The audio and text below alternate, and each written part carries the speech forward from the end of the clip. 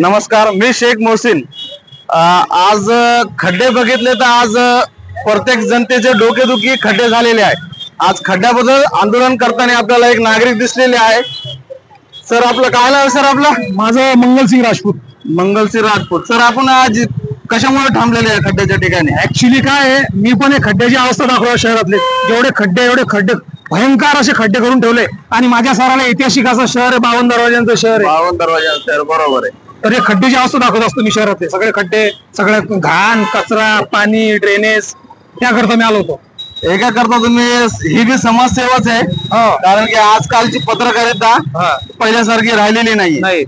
आज आपण पाहत आहे की जागोजागो खड्डे, त्यामुळे ऍक्सिडेंटचं प्रमाण बी वाढलेलं आहे आणि गाड्याचे मेंटेनन्स याच्यातून बी लोकांना, गव्हर्नमेंटला फायदा होत आहे टॅक्सच्या रूपानं, मात्र सामान्य नागरिकाचा याच्यात काही फायदा होत नाही। काहीच नाही। बरोबर।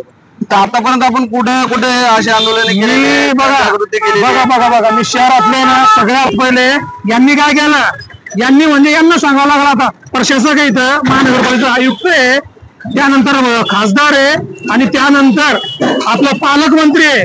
यांनी स्टेशनवर त्या रस्त्याला काय नाव दिलं, स्वर्गीय बाळासाहेब ठाकरे महामार्ग, आणि तिथं तुझा डिवायडर होता, त्या डिवायडर दारूच्या बाटल्या, गुटखा, पुडी, घाण, कचरा, रस्ते, तर त्या बाबतीत मी सगळ्यात पहिले माझा व्हिडिओ टाकला होता आणि त्यानंतर ते निवेदन आयुक्त साहेबांना दिलं आणि त्यानंतर त्यांनी ते खड्डे पुसले। त्यानंतर मी क्रांती चौकला दाखवलं, त्यानंतर शहराच्या बाहेर जो की आपला जळगाव टिपाईन तो हर्सुल तो रस्ता दाखवला। खूप असे रस्ते दाखवले आणि महानगरपालिका साहेबाचा धन्यवाद देतो मी, कारण त्यांनी वेळोवेळी मी सांगितल्याप्रमाणे गड्डे पुसले। हे आजचा खड्डा हे कोणता रोड आहे, आपण काय सांगू शकतो? आता होतं हे खूप इंटरेस्टेड असा आहे विषय, कॅन्टोन्मेंट बोर्ड म्हणजे समजू शकता आपण, केंद्रीय सरकारचा कॅन्टोन्मेंट बोर्ड। ज्या कॅन्टोन्मेंट मध्ये ज्या फौजी राहतात हे बघू शकता आपण, हे कॅन्टोन्मेंट फौजी एरिया, तिथं ही अवस्था करून ठेवली। म्हणजे देशाचं जे संरक्षण करताय माझे फौजी, त्या ठिकाणी अशी अवस्था आहे माझ्या रस्त्याची। आणि हे जे बघताय आपण, हा पुणे नगर हायवेवर जो हायवेवर जाताना जेव्हा तो इकडे टर्न घेतल्या एवढा मोठा खड्डा आहे, म्हणजे खड्डाच नाही, इकडे बसू शकतो मी, बघा एवढा मोठा खड्डा, माणूस बसू शकतो। अशी खड्डे अवस्था करू शकते।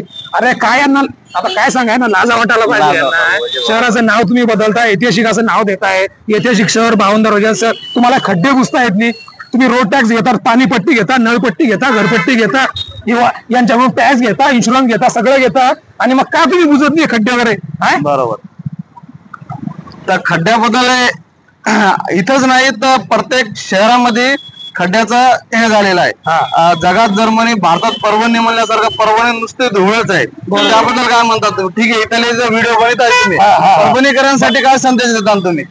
परभणीकरांना हे सांगाल, जसं मी माझ्या मंगळवार्ताच्या माध्यमातून असेल, युट्यूब चॅनलच्या माध्यमातून असेल, किंवा तुमचं जे चॅनल आहे, आता तुमचं जे काही चॅनल, या चॅनलच्या माध्यमातून सांगू इच्छितो परभणीकरांना, हे जसे करताय भाऊ किंवा मी करतोय, तसंच तुम्ही हातात माईक घ्या, मोबाईल घ्या, निघा रस्त्यावर, तेव्हाच लोक सुधारतील। तसे लोक सुधारणार नाही। ते म्हणतात ना, गरबे कोणी देताना आई पण बाळाला दूध पाजत नाही, का? जोपर्यंत बाळ रडत नाही। तसाही विषय आहे, जोपर्यंत परभणीकर बाहेर नाही निघणार ना, सांगणारही नाव असतं, तोपर्यंत लोकांना कळणार नाही, राजकारणी लोकांना। अरे राजकारणी लोक कधीच कोणाचे होत नाही। परभणीकरांना तुम्हाला हेच सांगतोय मी, निघा बाहेर, आणि या भाऊसारखे भाऊचे करतोय, मी जे करतोय तसं माईक घेऊन निघा बाहेर। जय महाराष्ट्र। जय महाराज। धन्यवाद।